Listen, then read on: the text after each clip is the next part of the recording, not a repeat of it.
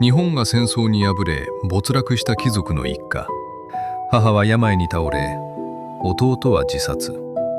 ただ一人残された娘は許されざる恋の果てに一人で新しい命を生む決断をします。これは沈みゆく斜陽の中で新しい生き方を選んだ一人の女性の物語です。娘の名は和子。かつては何不自由なく育った家族の令嬢でした。しかし戦後、家族制度は崩壊。財産には重い税が課され、長く続いた名家の多くが静かに没落していきました。和子もまた母と共に東京の屋敷を手放し、伊豆の山荘へ移り住むことになりました。母はどこまでも上品で優しい人でした。所作の一つ一つが生まれながらの家族。和子はそんな母を誰よりも深く慕っていました。しかし戦後の慣れない暮らしの中で母の体は少しずつ衰えていきました。和子自身にも言えることのない過去がありました。かつて山木という男に嫁いだものの、彼女のある些細な一言をきっかけに二人の間に決定的な亀裂が生まれます。和子は実家へ戻され、山木とは絶縁。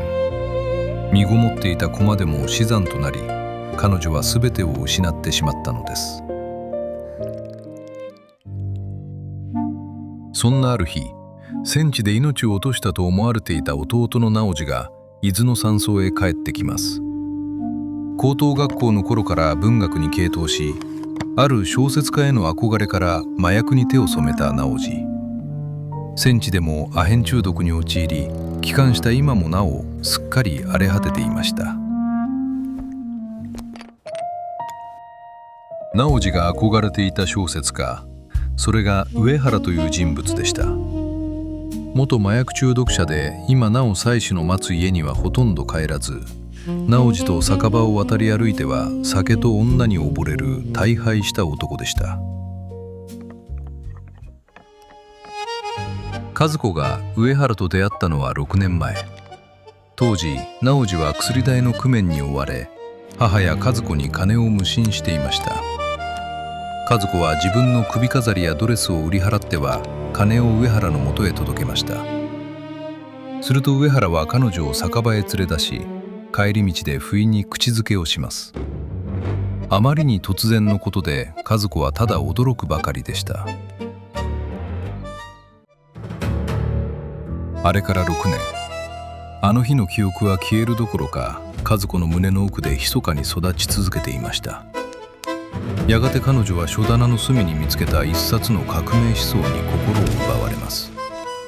古い思想を打ち壊そうとする勇気、世間の道徳に背いてでも愛する人のもとへ走ろうとする女性の姿。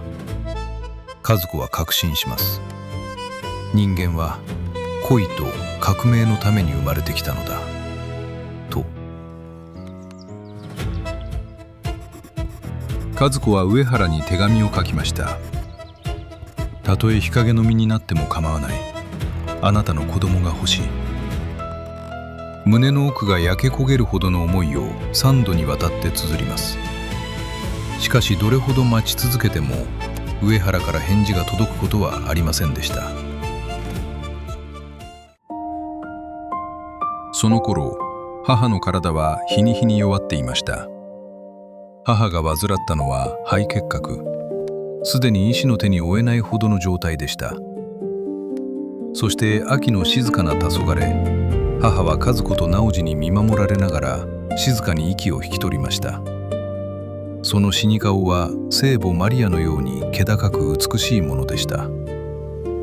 日本最後の本物の貴婦人がこの世から姿を消したのです。最愛の母を失い、和子は一人になりました。守るべき古い世界、そして彼女の中にあった乙女らしさは母と共に消え去ったのです。いつまでも悲しみに沈んではいられない。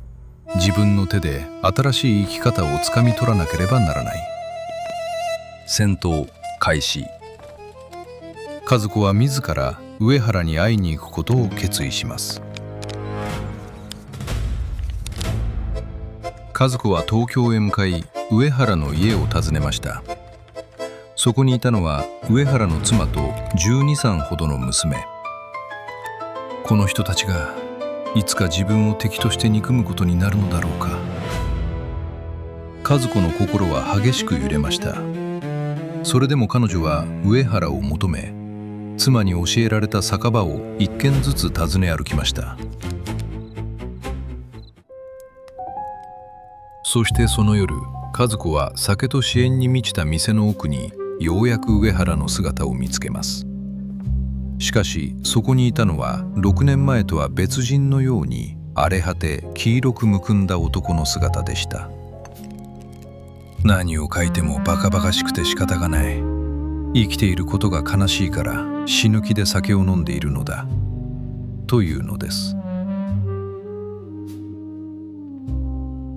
和子は目の前で繰り広げられるすさんだ酒盛りを黙って見つめていました。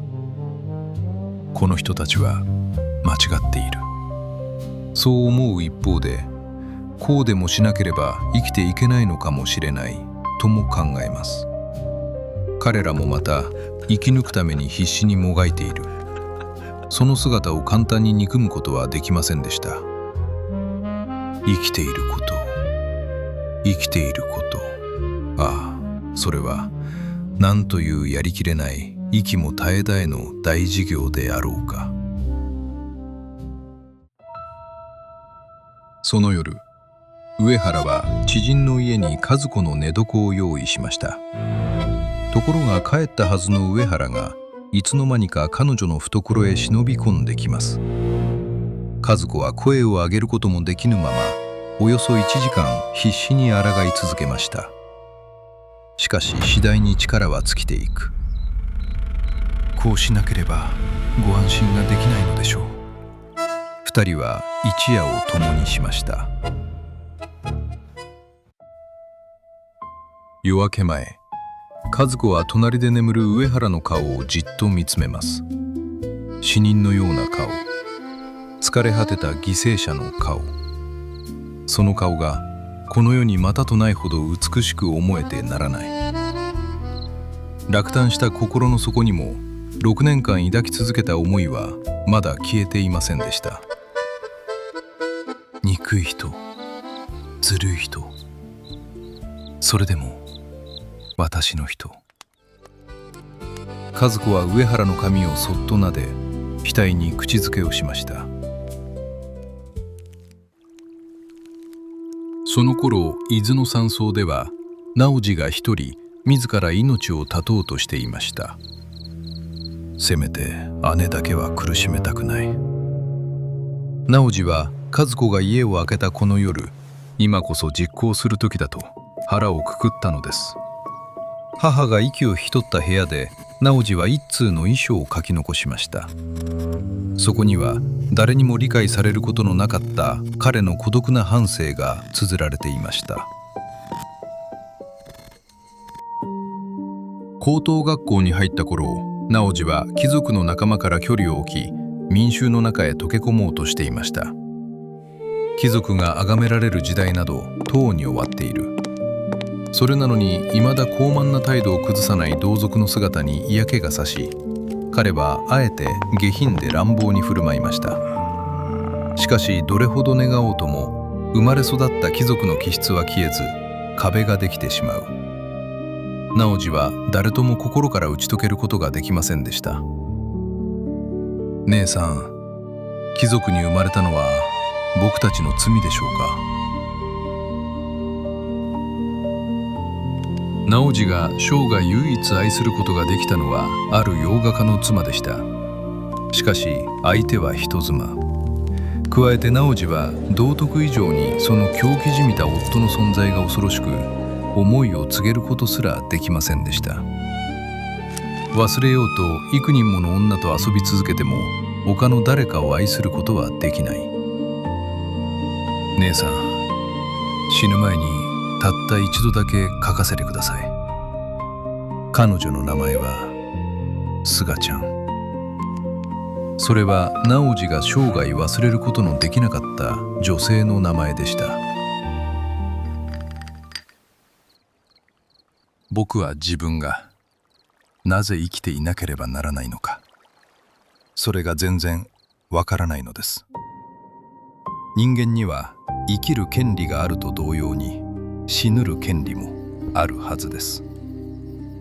貴族の仲間から離れ、民衆にもなりきれず、誰かを愛することもできない。彼には本当の居場所がなかったのです。遺書の最後に彼はこう書き残しました。もう一度、さようなら姉さん。僕は貴族です。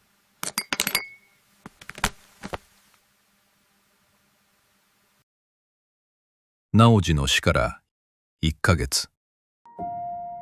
冬の山荘で一人暮らす和子は、自分の中に新しい命が宿ったことを知ります。そして上原へ最後の手紙を書きました。望み通り赤ちゃんができたようです。しかしそれは返事や責任を求める手紙ではありませんでした。この恋はもとより添い遂げるための恋ではない。和子は初めから上原の人格も責任も当てにはしていませんでした。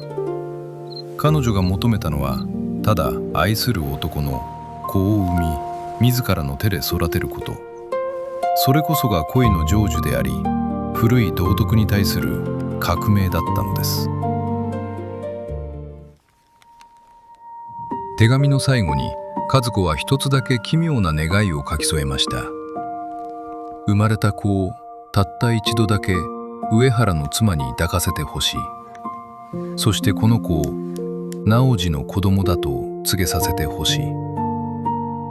なぜそうしたいのか和子自身にも分かりません。ただ直次という小さな犠牲者のためにどうしてもそれが必要なのだと感じていたのです。死んでゆくものは美しい。けれども生き残るということは血の匂いがするほど醜く苦しい営みなのかもしれません。それでも和子は生きることを選びます。私たちは古い道徳とどこまでも争い、太陽のように生きるつもりです。滅びゆく斜陽の中で和子は新しい命とともに昇る太陽の方へと歩き始めたのでした。